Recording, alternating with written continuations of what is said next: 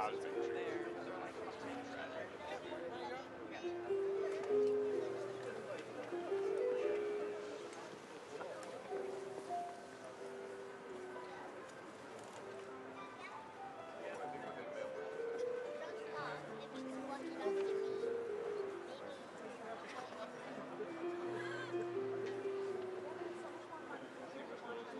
Both of them or just one of them?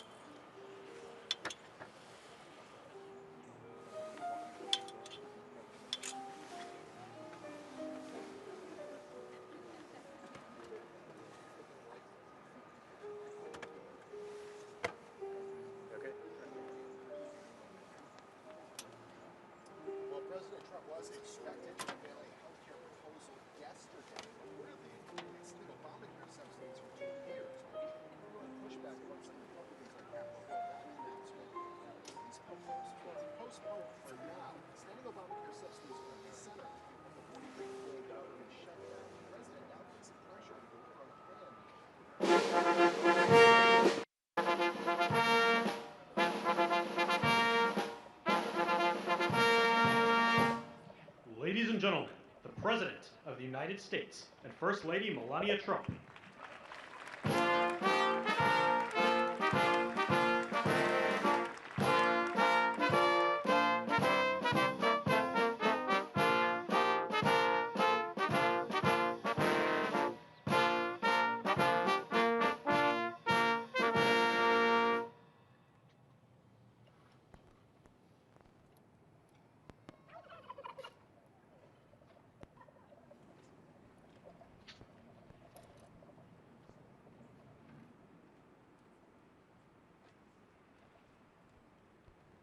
Thank you very much, and I hope you like our new beautiful patio with matching stone to the White House. If this were grass today, you'd be sinking into the mud like they've done for many years, and you would be very unhappy. Please, thank you very much. This was a big day. It's a pardon day for a very important beast. On behalf of the First Lady and the entire Trump family, I want to wish all Americans a very, very happy Thanksgiving. It's a great time of the year, and our country is doing really well, economically, like we've never done before. Today, we continue a time-honored American tradition. Well, that's a well-trained turkey. See how happy he is? In a few moments, I will grant a full, absolute, and unconditional presidential pardon to two handsome Thanksgiving turkeys, and this is their lucky day. This is a lucky day for them. But before going any further, I want to make an important announcement, because you remember last year, after a thorough and very rigorous investigation by Pam Bondi and all of the people at Department of Justice, the FBI, the CIA, the White House Counsel's Office, and the Department of Everything. We have a Department of Everything. You know what that is? I think that's called the White House. Into a terrible situation caused by a man named Sleepy Joe Biden. He used an auto pen last year for the turkey's pardon. So I have the official duty to determine, and I have determined, that last year's turkey pardons are totally invalid, as are the pardons of about every other person that was pardoned, other than, where's Hunter? No, Hunter's was good. That was the one pardon, Pam, that was good, right? The rest of them are all invalid. I don't know what the hell you're going to do about that, but that's, now we're going to take a little of the joking. That is a mess. But they're hereby null and void. The turkeys known as Peach and Blossom last year have been located, and they were on their way to be processed, in other words, to be killed. But I have stopped that journey, and I am officially pardoning them, and they will not be served for Thanksgiving dinner. We saved them in the nick of time. This one has plenty of time, but they were saved in the nick of time. We're thrilled to be joined today by Vice President J.D. Vance, Second Lady Usha Vance, their daughter Mirabelle, and along with Attorney General Pam Bondi, Secretaries Marco Rubio, Scott Bessent, Pete Hegseth, Brooke Rollins, Howard Lutnick, Linda McMahon, Scott Turner, Administrator Lee Zeldin, who's done a great job. A nuclear power plant gets approved in less than a week, okay? I'm only kidding, but pretty close to that. And we have more. Where's Lee? Stand up, Lee. One of my great superstars. Thank you. It used to take 20 years before you got rejected when you put in an application. Now we're doing them in a matter of weeks, right? And that's why we have the biggest plants anywhere in the world. We're leading in AI. We're leading in everything. Our auto plants are pouring back into our country. Wait till you see the jobs coming with them. But many of them are under construction, but Lee's done a great job in getting those approvals. I appreciate it very much.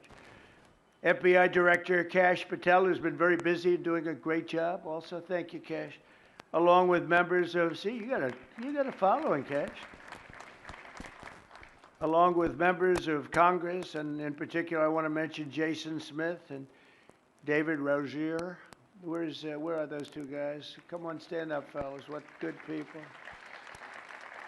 Jason knows more about the tax code than any living human being. He knows so much, we don't even want to hear about it, right? Too complicated.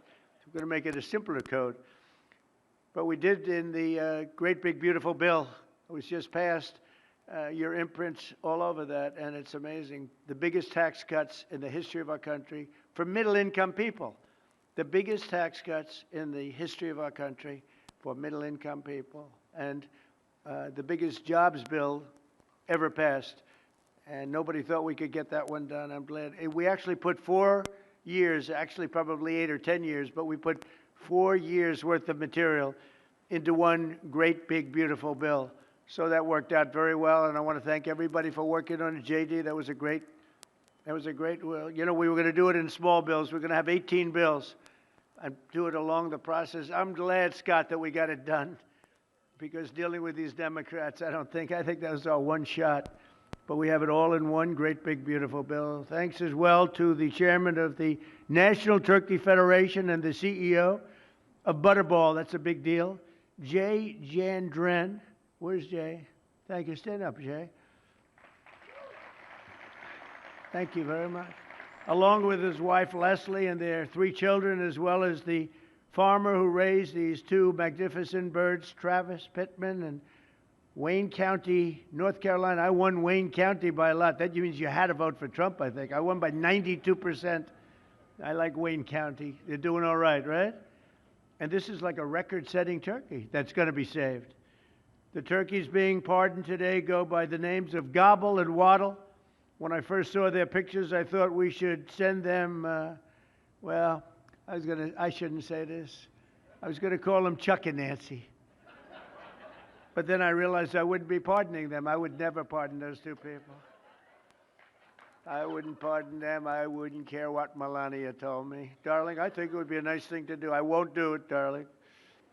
These are 2 of the largest turkeys ever presented to an American president, over 50 pounds each. It's the largest we've ever had. And those are big turkeys. Are they as good as the normal-sized turkey? Better or as good? Do they tend to be a little fatty, maybe? No, he said no. He knows the turkey business. Anyway, despite their size, Secretary Kennedy has formally certified that these are the first ever Maha turkeys. I don't know if I agree with that. These are Maha. In other words, they could be fat, but they're still Maha.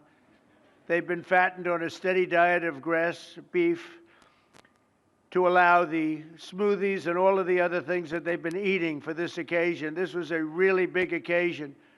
But they've eaten every fattening food that you can eat. We wanted to really make them special, and they really are. They're like record-setting. I've never seen a turkey that big before. Are they violent at all? Will they attack as I walk over? Because if they were, I'll stay right up here. But as you know, we're a tough-on-crime administration. We are tough on crime. You know, our border had 0 people coming in for the last 7 months, right? 0. I mean, even I find that hard to believe to be. They had millions and millions of people pour into our border from prisons, from mental institutions, gang members, drug dealers. They poured in to our country like we were stupid people. We're not stupid people anymore. But nobody's ever seen anything. The job that they've done on the Tom Homan, Kristi Noem, the whole group, the job they've done on the border is almost like a miracle. We have, and the people that make these statistics that said 0, they've said 0 for the last 7 months. It has to be like a few people got in, but they say 0. And they're radical left Democrats to do the scoring. So I can't imagine they did that for us. The truth is, we have no people coming into our country illegally. It's an amazing statistic, and I'm very proud of it. And we have the most people working in the United States today, by far, than we ever had in the history of our country. So those are all good numbers. But instead of pardons, some of my more enthusiastic staffers were already drafting the paperwork to ship Gobble and Waddle straight to the terrorist confinement center in El Salvador. And even those birds don't want to be there. You know what I mean? It was a tough. I'd like to thank the president of that country. They do a rather efficient job.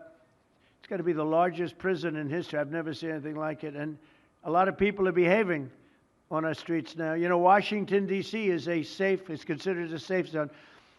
This was one of our most unsafe places anywhere in the United States. It is now considered a totally safe city.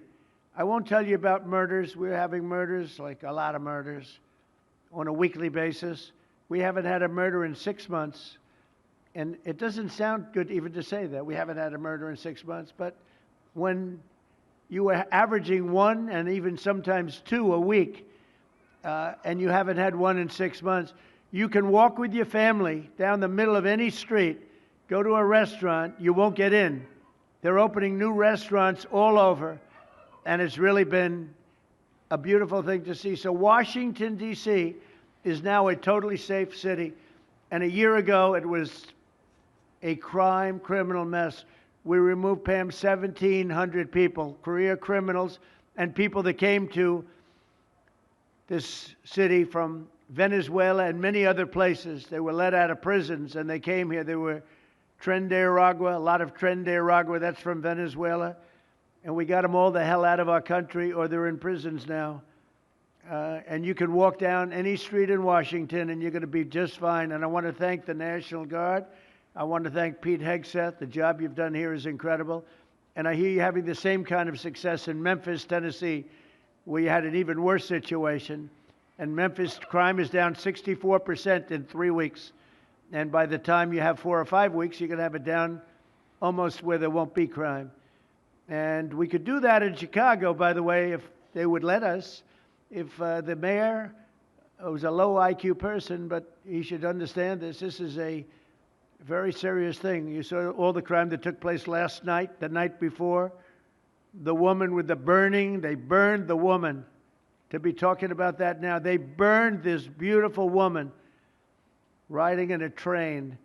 A man was arrested 72 times. 72 times, think of that. And they'll let him out again. The liberal judges will let him out again.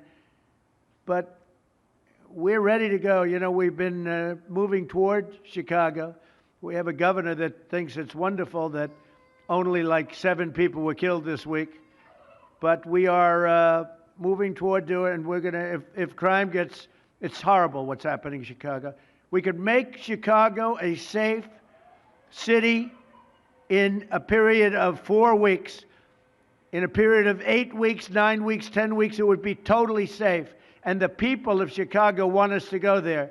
And if you look at the crime that's taken place in Chicago in the last 2 weeks, just take a look. It's on the front page of every newspaper. It's out of control. The mayor is incompetent, and the governor is a big fat slob. He ought to invite us in, say, please make Chicago safe. We're going to lose a great city if we don't do it quickly. Make Chicago, we'll do the same thing as we did in D.C., the same thing as we did everywhere we've gone. It's become almost instantly safe. And I want to do it in Chicago. So Governor Pritzker, if you're listening, let's get your act together. Invite us in. We're going to make your place so safe. You're not going to have these crimes that are making the newspapers and the front page of every newspaper and television story, news story. We'll make Chicago a safe place very quickly. I looked at the various cases, granting mercy, discovering that the terrible trauma that everyone's going through. And I had a little bit of a Pritzker joke. I was going to talk about Pritzker in size, but when I talk about Pritzker, I get angry because he's not letting us do the job. So I'm not going to tell my Pritzker joke. They have a very cute little joke, you know. Some speechwriter wrote some joke about his weight. But I would never want to talk about his weight. I don't talk about people being fat. I refuse to talk about the fact that he's a fat slob. I don't mention it. On a more serious note, as we gather around the dinner table, I'd like to lose a few pounds too, by the way. And I'm not going to lose it on Thanksgiving, I can tell you that. Because I'm going to have a turkey, but it's not going to be that one. I hope all Americans will have the chance to enjoy the fellowship of family and friends and renew our faith in God's providence. 1 year ago, we were a dead country 1 year ago. The King of Saudi Arabia said it to me. He said it to me actually 4 months ago when I was in Saudi Arabia, Qatar, UAE. He said, you know, 1 year ago, the United States was a dead country, and now you've got the hottest country anywhere in the world that do. We're the hottest country. We have $18 trillion being invested. As of now, we're not even close to being 1 year. The most ever was $2 trillion for a certain country I won't name when, during the last administration. In 4 years, they had less than $1 trillion being invested in the country.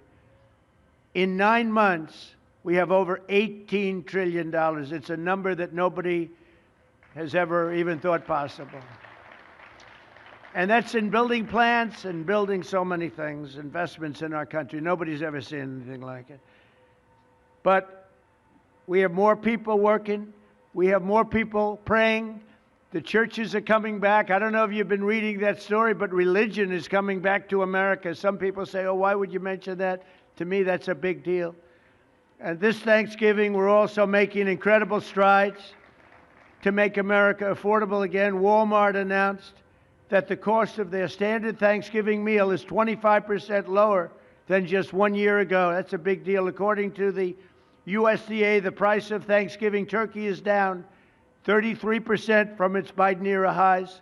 Potatoes are down 13%. Ham is down 15% compared to last Thanksgiving. So we are down to a level that we haven't seen in a long time.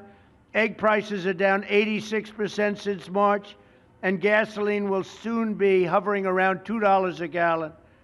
Under our leadership, we passed the largest tax cuts in history, the largest spending cuts in history, the largest regulation cuts in history, and we have fully secured our southern border.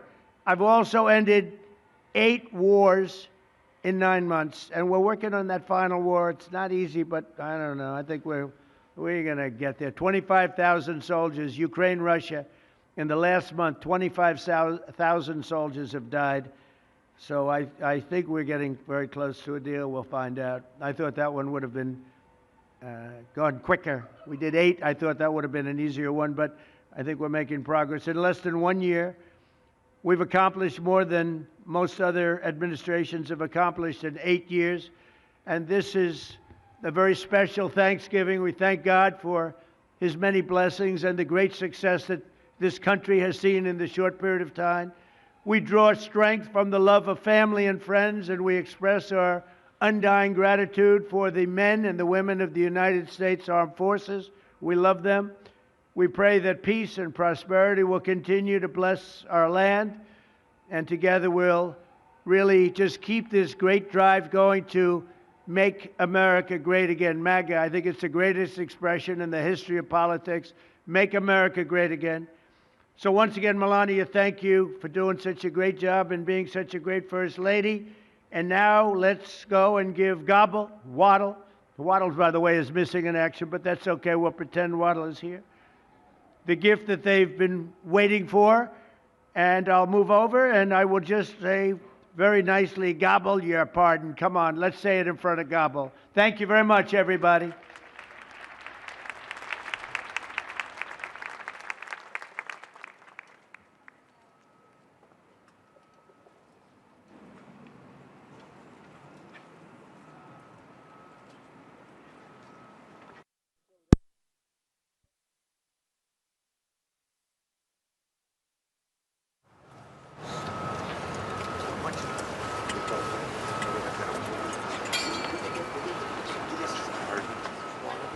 Just asked if they It's get like a bigger. rather violent bird.